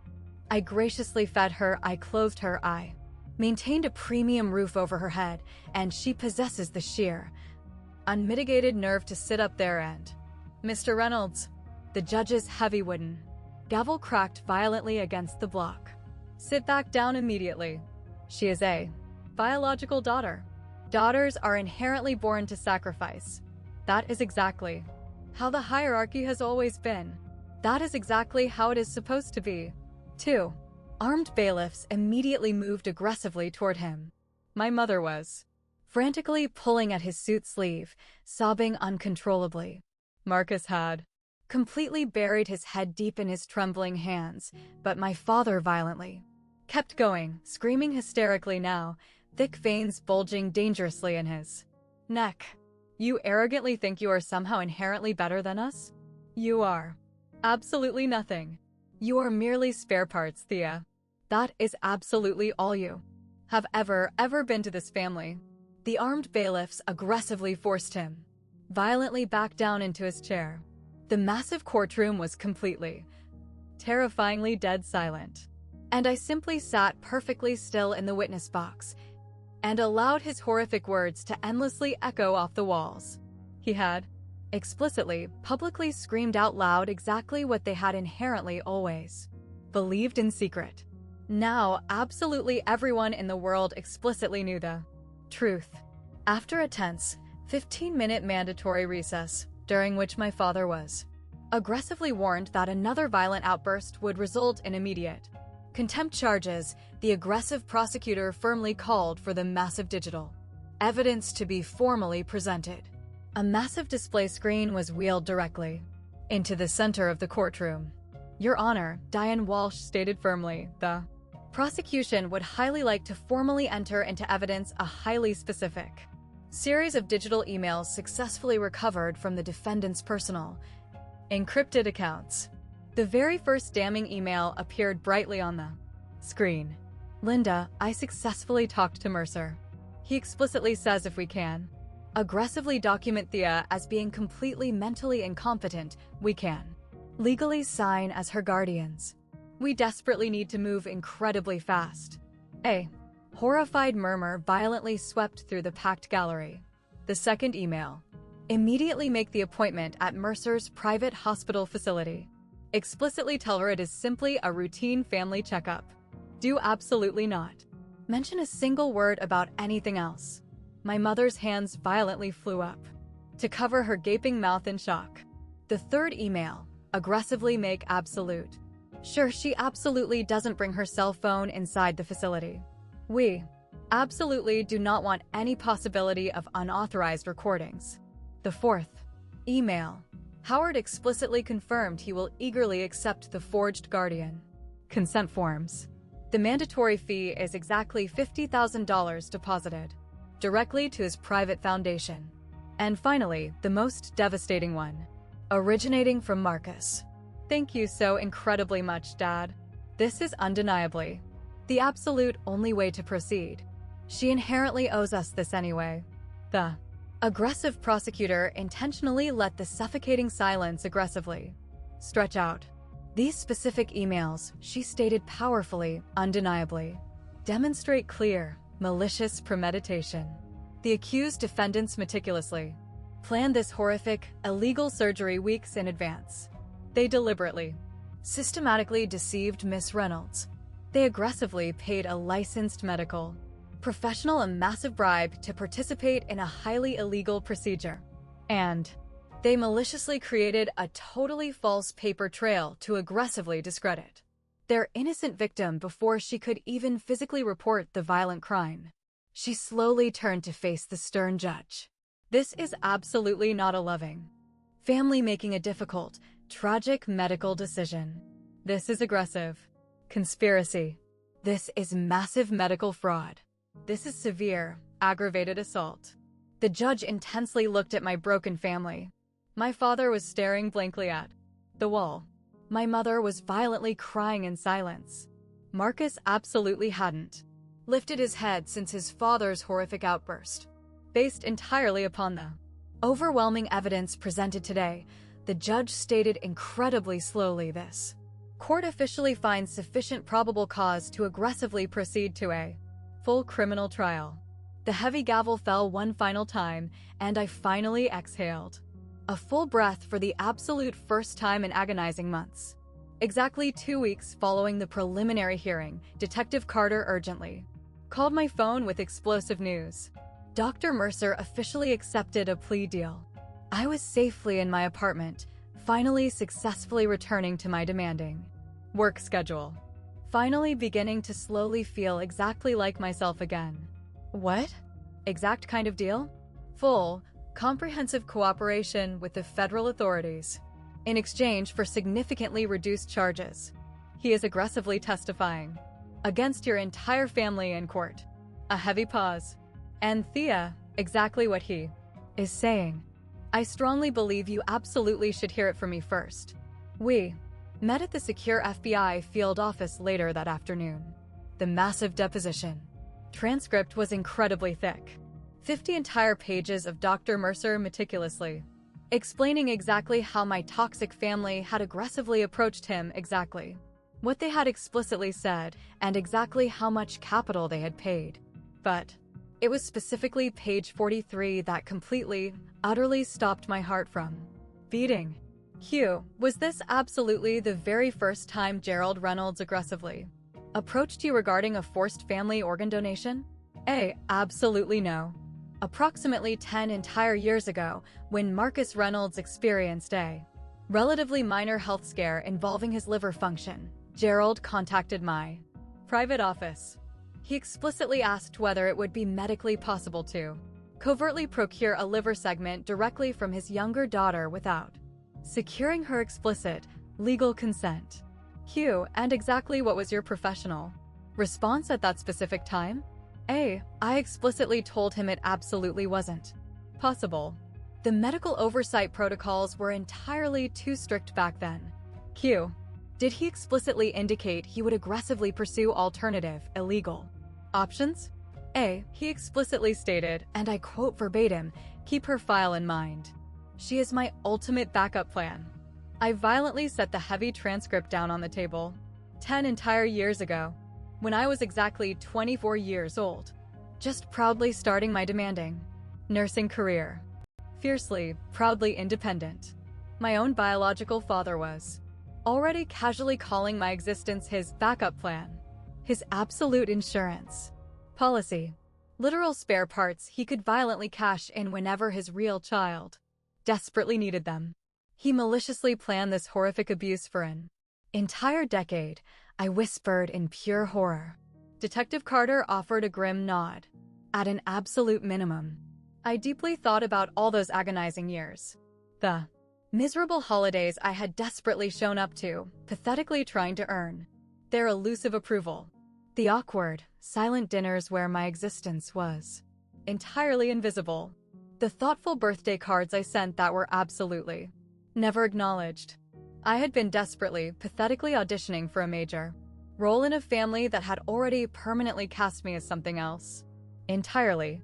I simply hadn't comprehended my assigned, horrific role yet. The handwritten letter unexpectedly arrived on a mundane Tuesday. Scrawled on cheap, lined paper, heavily postmarked directly from the federal detention center where Marcus was currently being securely held awaiting his criminal trial. I instantly recognized his incredibly messy handwriting. The exact same chaotic scrawl I had seen on cheap birthday cards back when we were innocent kids. Dear Thea, I absolutely do not expect you to ever read this letter. I absolutely wouldn't blame you if you aggressively burned it to ashes. I am absolutely not going to lie and claim I didn't explicitly know. I explicitly knew there was a malicious plan. I explicitly knew Dad had spoken to a corrupt doctor. I constantly lied to myself, claiming it would be completely fine. That you would somehow eventually understand. That you would eventually forgive our actions because we are family. I absolutely did not allow myself to deeply think about exactly what the horrific plan actually meant for your body. I absolutely didn't ask the hard questions because I desperately didn't want the terrifying answers. That is absolutely not innocence. I explicitly know that. Now, that is pure, unadulterated cowardice. By the exact time I woke up from my surgery and they gleefully told me the procedure had successfully worked, I absolutely couldn't magically take it back. Your healthy kidney was already permanently inside me, and I continuously lied to myself, claiming I would eventually find a miraculous way to make it right. I absolutely haven't. I completely can't. I am absolutely not asking for your forgiveness. I explicitly no, I absolutely do not deserve it. I explicitly knew exactly what they were. doing was profoundly wrong, and I passively let it happen because I desperately wanted to live. I am explicitly writing this because I desperately want you to know that every single agonizing day, every single breath I pull into my lungs, I obsessively think about exactly what it cost your soul. I carry that suffocating weight. I will aggressively carry it forever. You absolutely didn't owe us a single thing, Thea. You absolutely never, ever did. I am so profoundly sorry, Marcus. I sat and read the devastating letter exactly twice. Then I carefully folded it, placed it securely back into the cheap envelope, and gently set it down on my kitchen table. He desperately wanted absolution. He desperately wanted me to quickly write back, reassuringly stating that I completely understood his impossible situation, that I completely forgave him. That biological blood was inherently thicker than horrific betrayal. I deeply thought about the damning email he had sent my father. She inherently owes us anyway. I intensely thought about the grueling years he had happily taken absolutely everything. My parents' undivided attention, their massive financial wealth, their unconditional love. All while I exhausted myself working grueling double shifts and aggressively built a successful life from absolute nothing. I slowly pulled out a clean notepad and started to write a thoughtful reply. Then I abruptly stopped. Some horrific things simply do not deserve a single ounce of a response. I aggressively threw the notepad directly into the trash incinerator and calmly made myself dinner. He would absolutely have to live the rest of his life with my stolen kidney physically functioning inside his body. He would forcefully live every single day knowing exactly, horrifyingly, where it came from. That was absolute, undeniable enough punishment for my soul. The explosive, highly publicized criminal trial lasted 4 agonizing months. For grueling months of exhaustive testimony, presented evidence, and brutal cross-examination. For exhausting months of actively watching my toxic family's expensive defense lawyers aggressively attempt to paint my character as deeply unstable, highly vindictive, and as a deeply troubled daughter who simply couldn't accept her parents' profound, unconditional love. It absolutely didn't work. The encrypted emails were entirely too damning. The forged medical records were entirely too crystal clear. Dr. Mercer's explosive testimony was incredibly, horrifyingly specific. On a bleak, gray morning in March, the final verdict officially came down.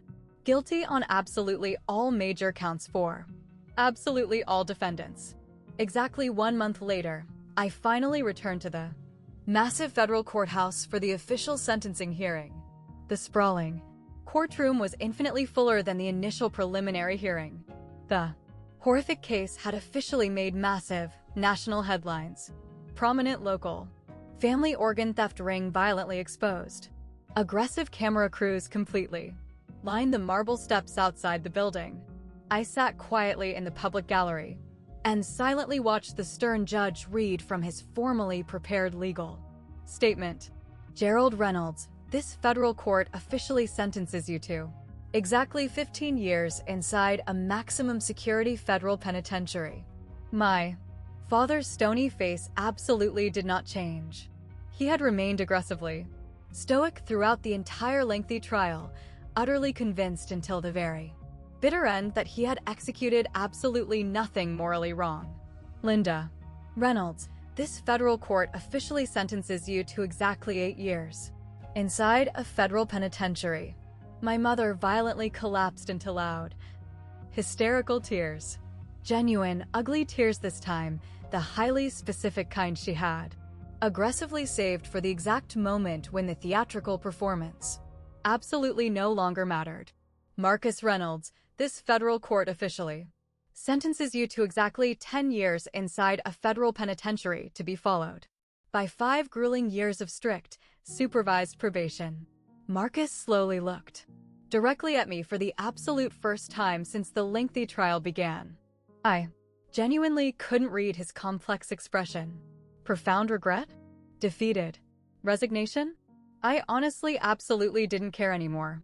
Dr. Howard Mercer, this Federal court officially sentences you to exactly 12 years inside a federal penitentiary, accompanied by the absolute, permanent revocation of your medical licensing. The heavy wooden gavel violently fell exactly one final time. Armed guards immediately led them all away in handcuffs. My father marched out first, then my weeping mother, then my broken brother. One by one, the exact people who had supposedly raised me permanently disappeared through a secure side door. I sat completely paralyzed in my uncomfortable seat until the massive courtroom completely emptied out. Then I slowly stood up, confidently walked outside, and genuinely felt the warm sun on my face for the absolute first time in what genuinely felt like decades.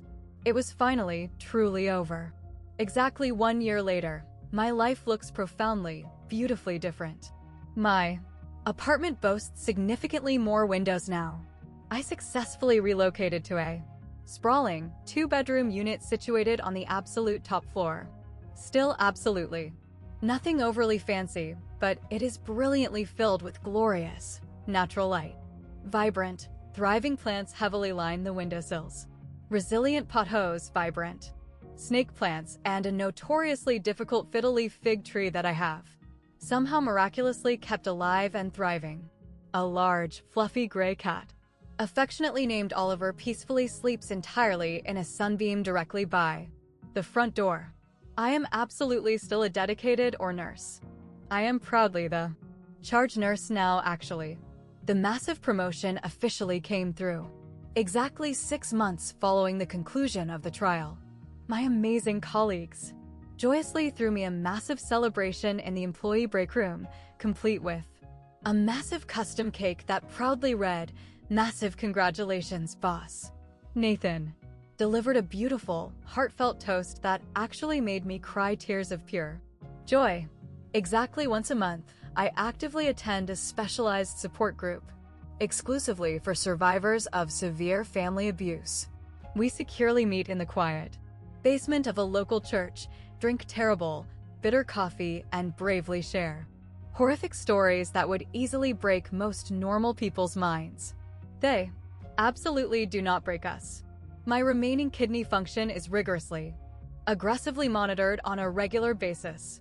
The single remaining kidney is incredibly healthy, flawlessly doing the exhaustive work of 2 completely, without complaint. The massive surgical scar on my lower back has beautifully faded into a very thin, silvery line. It is entirely visible if you explicitly know exactly where to look for it, and entirely invisible if you absolutely don't. The strict, legal restraining order issued against my parents and Marcus is absolutely permanent and non-negotiable. They are strictly legally forbidden from attempting to contact me either directly or indirectly for the absolute rest of their natural lives. Not that they probably would attempt to. My father absolutely hasn't spoken a single word to my face since his violent, screaming outburst in the courtroom. My mother occasionally sends desperate, handwritten letters to my old, abandoned address, which are always returned completely unopened. Marcus entirely stopped writing me pathetic letters after I explicitly never replied to his first one. I genuinely, absolutely do not miss their existence. That profound realization actually deeply surprised me at first. I had initially expected to feel crushing grief, profound longing, or some deep ache for the loving family I had permanently lost. But you absolutely cannot truly lose something you never, ever possessed in the first place. Exactly what I actually possessed was a strictly assigned role inside their twisted, toxic story. The disposable spare daughter. The ultimate backup plan. The highly convenient parts they could aggressively harvest whenever they desperately needed them. Now, I finally possess my very own, beautiful story. And it is entirely, exclusively mine. Absolutely no one else's. Completely mine. I am peacefully sitting in my absolute favorite, independent coffee shop as I am, telling you this incredible story. It is a quiet, sunny Tuesday afternoon. Brilliant sunlight aggressively streams directly through the massive windows. My personal journal is resting open on the wooden table. The very first page still proudly displays exactly what I hastily wrote the very day I officially moved into my new apartment. My body, my unvarnished story, my absolute ironclad rules.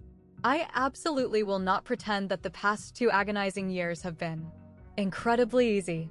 Some dark nights, I absolutely still wake up violently, frantically reaching for a painful scar that is absolutely no longer tender to the touch.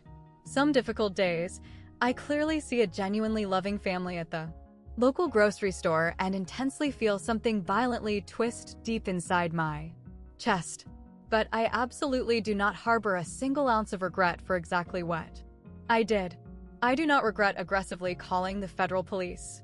I absolutely do not regret confidently testifying in court. I do not regret silently watching the exact people who supposedly raised me confidently walk directly into federal prison cells. Because here is exactly what I have fundamentally learned.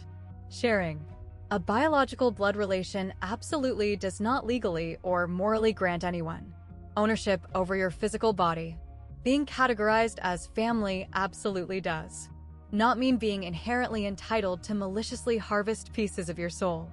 Not your vital organs, absolutely not your valuable time, and undeniably not your sanity. The specific people who genuinely, fiercely love your soul absolutely do not covertly drug you and violently cut your body open. They absolutely do not forge federal legal documents. They absolutely do not spend a grueling decade intensely thinking of your existence as merely a collection of spare, disposable parts. And if absolutely anyone ever treats you in that horrific manner, even if they happen to share your exact biological DNA, you are fully, legally, and morally allowed to confidently walk away. You absolutely do not owe them a single, pathetic explanation. You absolutely do not owe them an ounce of forgiveness. You absolutely do not owe them a single, microscopic thing at all. I slowly close my private journal and finish the last drop of my coffee. Outside the window, the massive world keeps seamlessly moving forward. Innocent people rapidly pass on the busy sidewalk, actively living their own complex stories. I am officially one of those people now. Absolutely not a tragic victim. Absolutely not a horrifying cautionary tale. Just a powerful, resilient woman who aggressively learned the absolute hardest way possible that sometimes the absolute most profoundly loving thing you can possibly do for your own soul is aggressively let go of the toxic people who maliciously tried to destroy you. If that is exactly where you currently find yourself, if you are quietly sitting deep inside your own horrific story, desperately wondering if you genuinely possess the absolute permission to leave your abusers behind, let me fiercely tell you exactly what I desperately wish someone had told my soul decades ago. You absolutely do. You inherently always did. 3 vital, life-saving things I desperately want to permanently leave you with today. First, the word no is an entirely complete, finalized sentence. You absolutely do not have to pathetically justify exactly why you violently refuse to sacrifice your own life for someone else's convenience. Second, meticulously document absolutely everything in your life. When a situation inherently feels fundamentally wrong, aggressively write it down. Securely save the emails. Aggressively screenshot the toxic text messages. Ironclad paper trails literally save innocent lives. Third, true, authentic love inherently possesses massive, unbreakable boundaries. Genuine love inherently respects your physical body, your personal choices, and your absolute autonomy. Absolutely anything else is absolutely not love. It is toxic ownership. That is the entirety of my story. If it helped you, even a microscopic amount, please aggressively hit that subscribe button. If you personally know someone who desperately needs to hear this message, please share this video with them today. And if you currently possess your very own harrowing story of survival, I am actively listening. Please drop a comment below.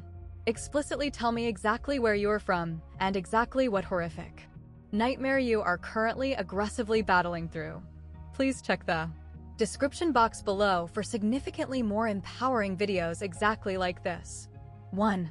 Until we finally meet again next time, please take absolute, uncompromising care of yourself.